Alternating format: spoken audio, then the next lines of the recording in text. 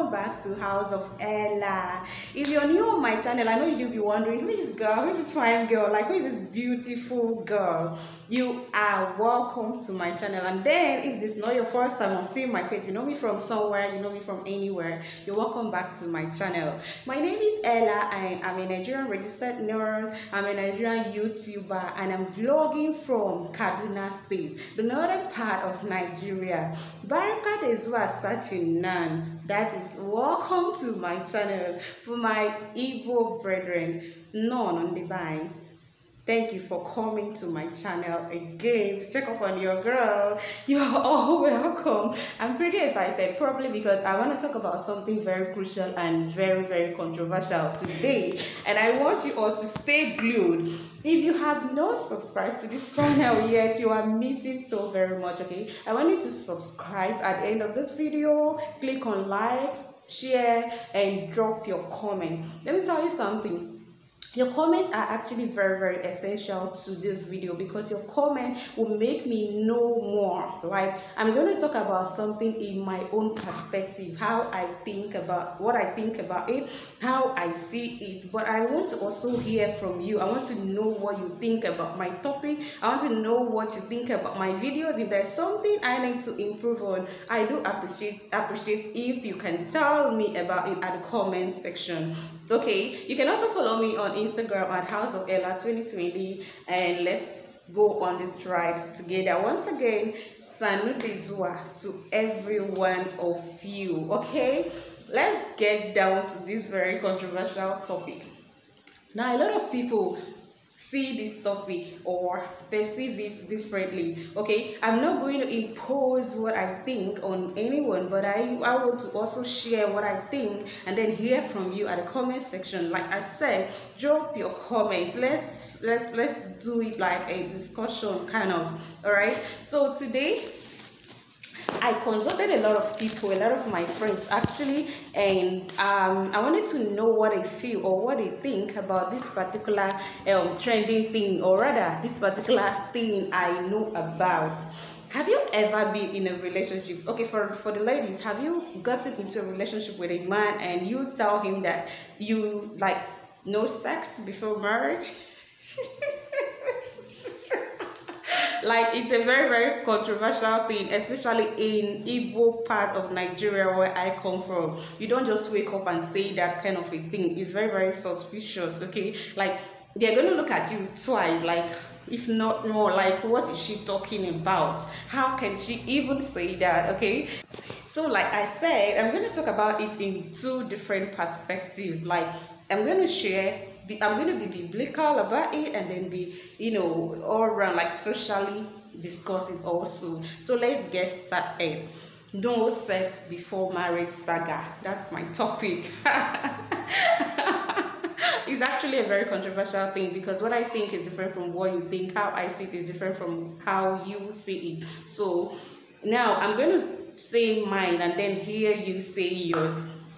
I'm going to actually start by telling you a 1-minute story. So I met someone and we got talking and we became friends and we became closer, and we kept, the thing, there was a chemistry, and we knew we are in. And then I wake up one morning and they drop the message, I want us to talk about something. He knows that each time I say I want us to talk about something, there is really something I want us to talk about, because I don't just want to talk. Okay, so he said, okay, no problem. So the time we were supposed to talk, I was having a midnight prayer. Like, we were supposed to be on phone, I was having a midnight prayer. So I just said, please permit me, I'm having a midnight prayer, can we talk about it tomorrow? He said, okay, no problem. He slept off. And so sorry for that interruption, I had to attend to something. All right, so a lot of men, each time you tell them this thing, they get offended. A lot of people handle it differently. All right, it's a very crucial topic. So when I waited and we didn't have time to talk to ourselves, I dropped a message like, I hope you don't mind us having this relationship void of sex. And he didn't reply. It's a typical Igbo man who will not reply to that kind of thing. He only dropped a message for me, okay, and we never talked about it. The next time we were supposed to talk about it, guess what? He said something. He said, you don't pull me in a military corner. I don't want a military regime. Okay, if you want a military regime, go somewhere else and get it. But today I want to drop some few points why it's necessary for you not to involve sex in your relationship, especially if you don't know where that relationship is headed. Now, number one is that God condemns it. Okay, God condemns it. God said it's more honorable for the married to be with the bed undefiled. So it's not God's thing. Like, it's totally against God's will, God's word. Okay, that's number one reason why you should avoid it while you are courting or doing your relationship. Number two is that you have to avoid being a single parent. Okay, like, you have to avoid wasting children's life, putting children in a tight corner without them having either of the parents. You will see single fathers, you see single mothers, but when you keep sex away, it helps to curtail that aspect of it. And then number three, to avoid devaluing yourself. A lot of people take it for granted. Immediately they sleep with you. Okay, so if you're in a relationship, you have to just keep sex away from it. Okay, so that you know what you're doing and you do things with your real sense. Okay, because once you get sex involved, a lot of things are going to be going wrong and you will not be able to see because you are blinded by lust or something. Probably you are just thinking of how to quit. All right. Also, if you keep sex away, it helps you to avoid comparing the sex you have gotten before from the one you're getting presently. All right, you don't tend to compare. The guy wouldn't be comparing you with his ex and all that because he has not even had the knowledge of you or how you can do it. Okay, so it's necessary that you keep it away.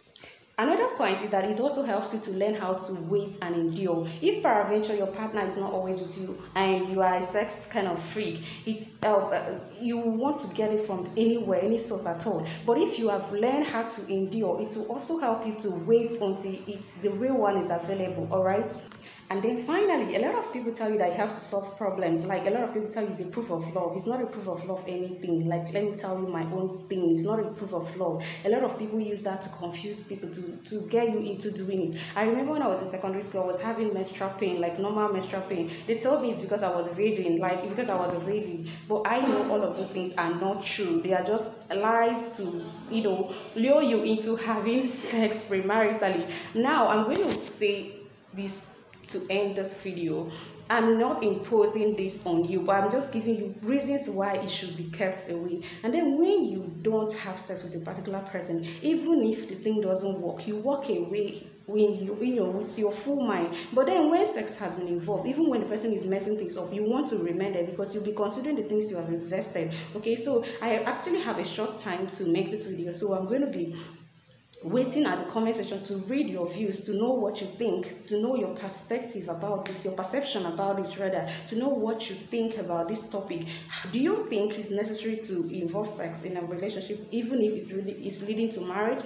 Do you think it's important? Do you think a lot of people would tell you that they need to check the product before they buy? Now, for instance, I want to use something. Okay, for instance, if this is my ring light and I want to buy this ring light now, there is a manual attached to this ring light that I'm supposed to read and use before using the ring light.